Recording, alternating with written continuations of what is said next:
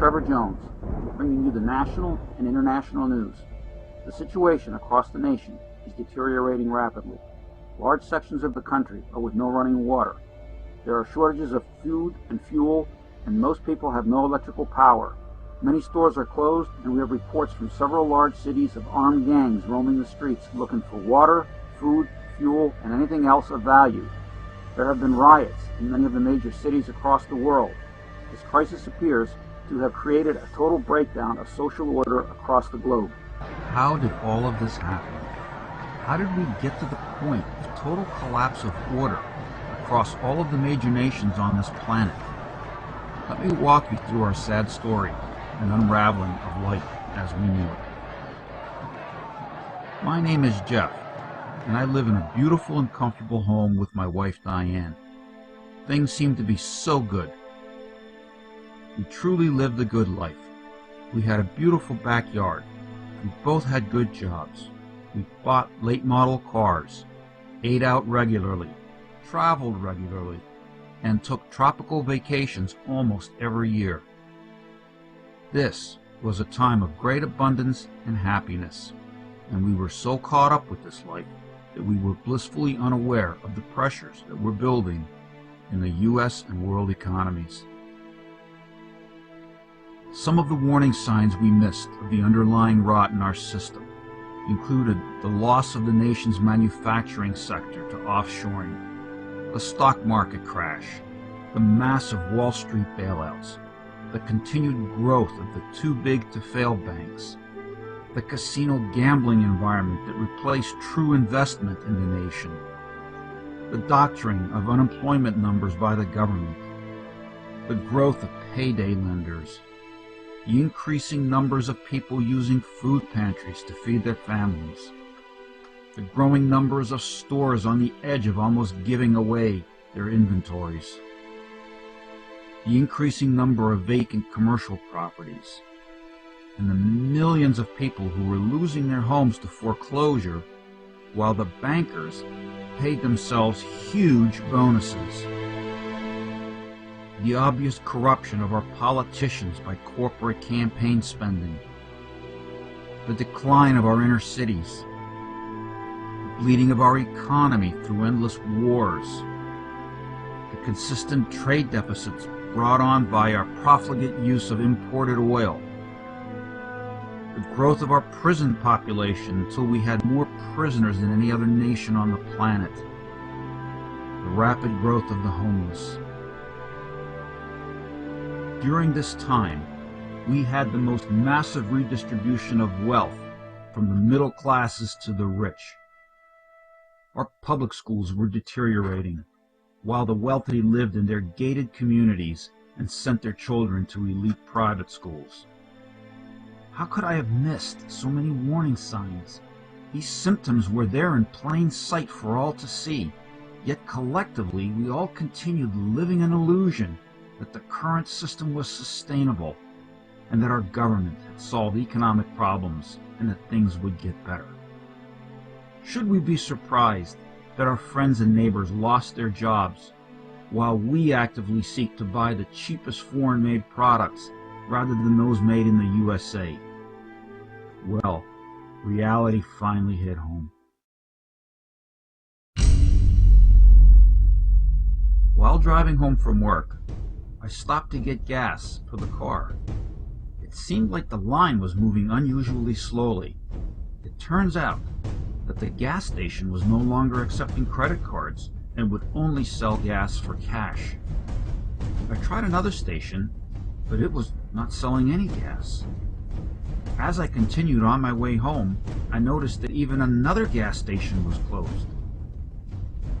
When I got home, a telephone call came in from my sister and told my wife Diane to look on the news. The channels were all carrying only one story on how the dollar was collapsing on the world markets and all financial transactions had come to a standstill. Apparently, a sovereign debt crisis caused by several countries created the panic which had spread to the United States. And then to compound this problem, thousands of billions in derivatives held by the four largest banks in the U.S. failed because there was simply too much money for any counterparty to pay out. The price of gold was increasing steadily. How could I have ever believed that our nation could pay off $12,000 billion in debt? This amount of money simply boggles my mind now.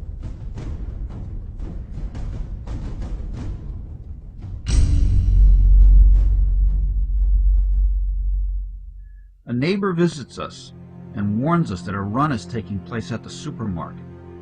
When we arrive at the store, it is totally mobbed, and the store will not accept credit cards and will only accept cash. The shelves in the store are emptying quickly.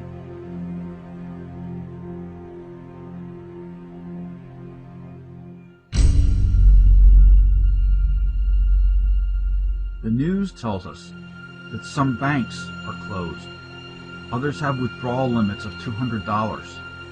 There are increasing food and fuel shortages.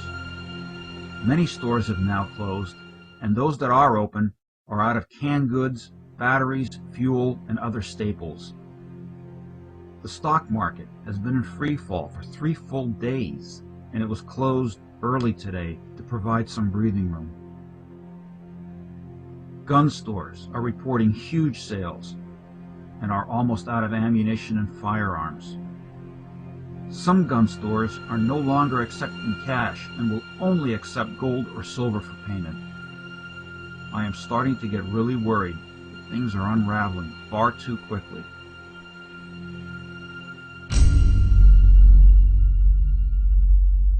The news was now telling us about panic in several cities in the US, Asia, and Europe. The stock market continues to drop and is closed again today after only 1 hour of trading. The president is leaving the country with his entire economic team and the chairman of the Federal Reserve to go to China for an economic summit. I find it interesting that the influence of China has grown because of their vast currency reserves and that they are hosting this summit and not the US. The government has declared a bank holiday and all banks are now closed. No one can get to their money or safe deposit boxes. We are starting to run short of food. My brother has temporarily moved in with us and brought some food with him.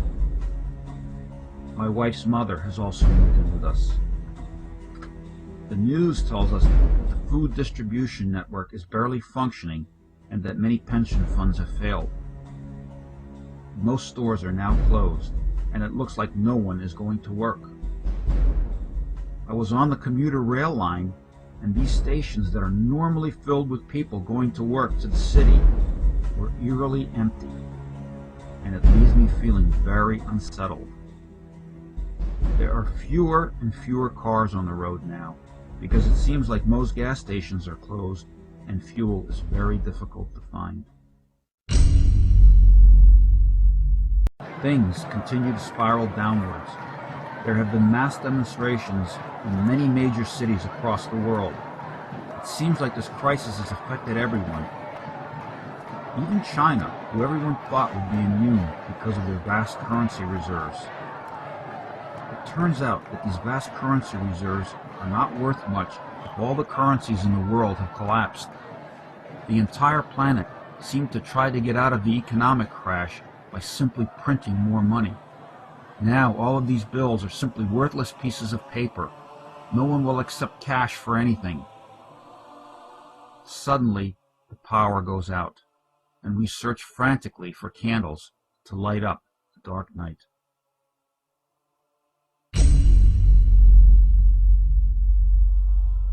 If I thought things were bad before, they have just gone from bad to worse. The National Guard has been called out in many states, but since this crisis is everywhere, there are nowhere near enough troops. The problem is aggravated by the fact that so many of the Guard are away fighting in foreign wars. The power has been out all night, and even though we have gas heat, it still requires electricity to run the circulation pumps. We have had no heat all night, and the house temperature is near freezing.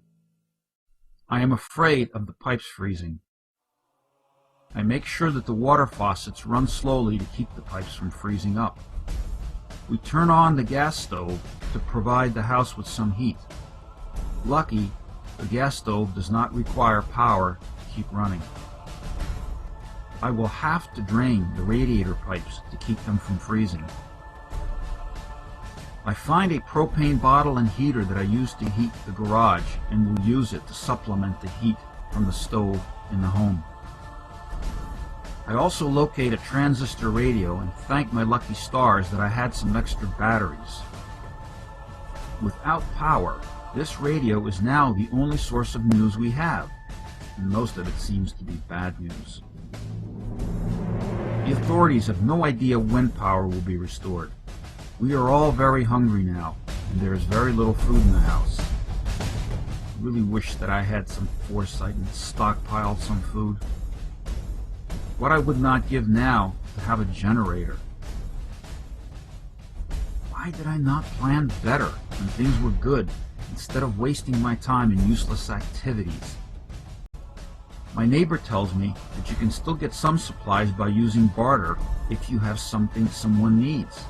Some valuable items include batteries, generators, gasoline, propane, alcohol, firewood, lamp oil, candles, baby supplies, and of course, food. Cash is now totally worthless. I am reminded of pictures from the Weimar Republic in Germany, where people were burning large wads of cash to keep warm.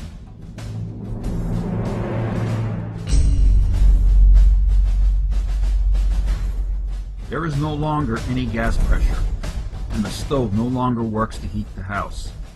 The propane bottle and heater is out of fuel also. We are now without heat.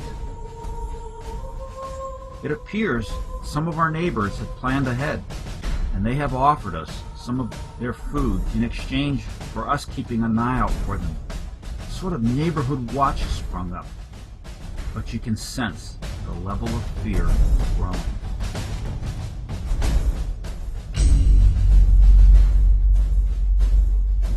Power is still out. We spend most of our daylight hours in the sunroom, since the solar heat keeps this room a lot warmer than the rest of the house during daylight hours.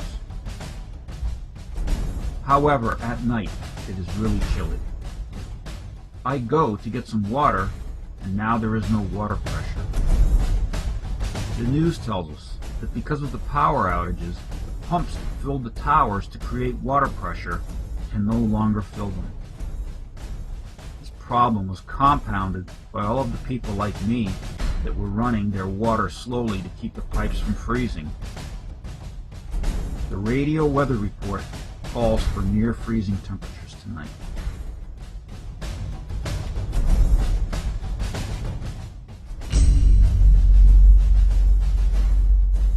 We are using the water in the hot water heater for our drinking water. I thank our good luck that the temperatures inside the house have stayed above freezing, or I am not sure what we would have done for drinking water. We have set up our downspouts to catch thawing snow in a bucket. Man, I wish I had a large rain barrel at every downspout in the house. The news is telling us that many police officers have stayed home to protect their families, and that some areas have hired private security firms to patrol the streets. These thugs are actually patrolling neighborhoods and confiscating weapons from law-abiding citizens. Our neighborhood has called for a meeting today to discuss expanding our neighborhood watch by joining a watch in an adjacent neighborhood to protect ourselves from these outsiders. Many of our neighbors now carry guns when they leave their homes. The news tells us that government is essentially failing at all levels. This is Trevor Jones, bringing you the national and international news. The situation across the nation is deteriorating rapidly. Large sections of the country are with no running water. There are shortages of food and fuel, and most people have no electrical power. Many stores are closed, and we have reports from several large cities of armed gangs roaming the streets looking for water, food, fuel, and anything else of value. There have been riots in many of the major cities across the world. This crisis appears you have created a total breakdown of social order across the globe. Today, the President has declared martial law.